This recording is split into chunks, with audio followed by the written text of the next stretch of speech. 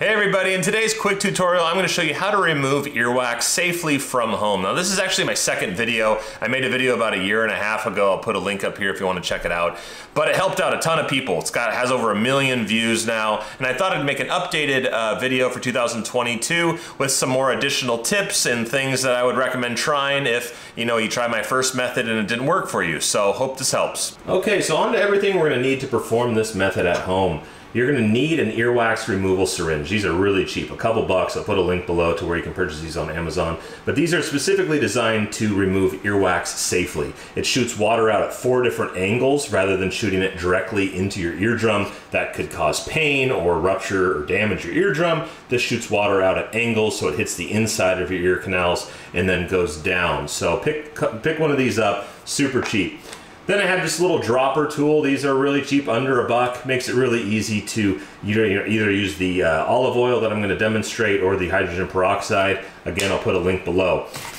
Some distilled water, really cheap, $1 at most grocery stores, and then some extra virgin olive oil depending on if you're going to go this route or this route, as I explain in the next clip. And then of course a little bowl. Now before you use the earwax removal syringe, depending if you've never had a doctor remove earwax or you've never done it from your home, the earwax that might be in there might be pretty compact and hard to get out using just the syringe. So what I always do 1 or 2 days or 3 days before using the earwax removal syringe is you want to soften up the wax that's in there. Now you can either use 3% hydrogen peroxide, super cheap, or if you want to go the organic, natural route, you can use some extra virgin olive oil.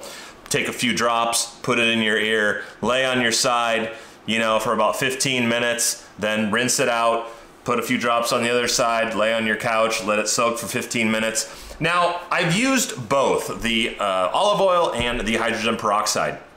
In my opinion, what works better for me is the hydrogen peroxide. If I use the olive oil, I usually have to apply it 2 times a day for about a week before I notice it actually really softens up the earwax and allows me to get it out with the removal syringe. With the hydrogen peroxide, I notice 2 times a day for about 2 to 3 days, and it works great. Now you may hear different opinions online whether to use hydrogen peroxide in your ear. I've had 2 ear specialists recommend I do this at-home remedy, but they always stress you want to use 3% or lower. So if you're not comfortable using 3%, you can always dilute it down to 1.5% by mixing 50% of it with water. And you're only going to want to use 4 or 5 drops in each ear. And again, lay on your couch, let it fizz and soften up that wax for about 15 minutes per ear. That's all it takes. All right, so the next step, after you've softened the earwax using either the olive oil or the hydrogen peroxide, you're going to want to pick up yourself some distilled water. This stuff is really cheap. You can buy it at any grocery store. It's like $1.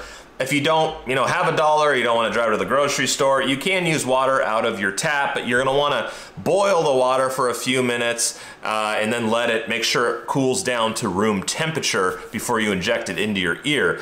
Now, I've always used distilled water because it's technically dead water. There's going to be no minerals in there. There's less chance of infection. Also, you really want to make sure whatever water you use that it's at room temperature. You don't want to use cold water directly out of your refrigerator's water tap or cold water directly out of your faucet's tap. Cold water can cause dizziness, it can cause some ear pain, it can increase risk of infection. So you really want whatever water you use, make sure it's room temperature.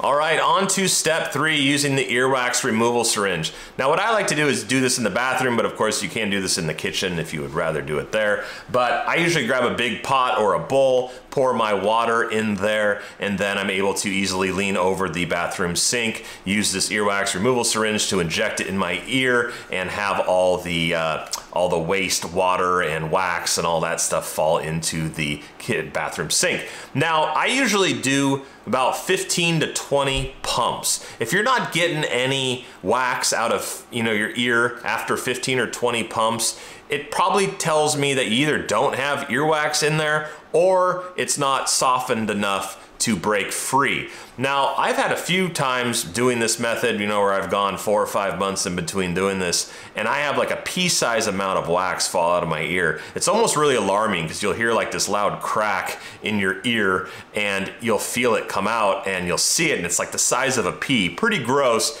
but you have like incredible superhuman hearing for about 3 or 4 days. It's like having an earplug for 3 months in your ear and then one day taking the earplug out. It's like, whoa. What have I been missing here? Well, everybody, I hope you enjoyed today's quick video on how to remove earwax safely from home. Again, this is my second video. I'll put a link below if you want to check out my last video, but I got a new camera, a little bit higher quality, better audio, and there's some more, additional tips I wanted to share in this video. So I hope you found this video informative. If you did, please give it a like, and hope to see you in the next video. Bye.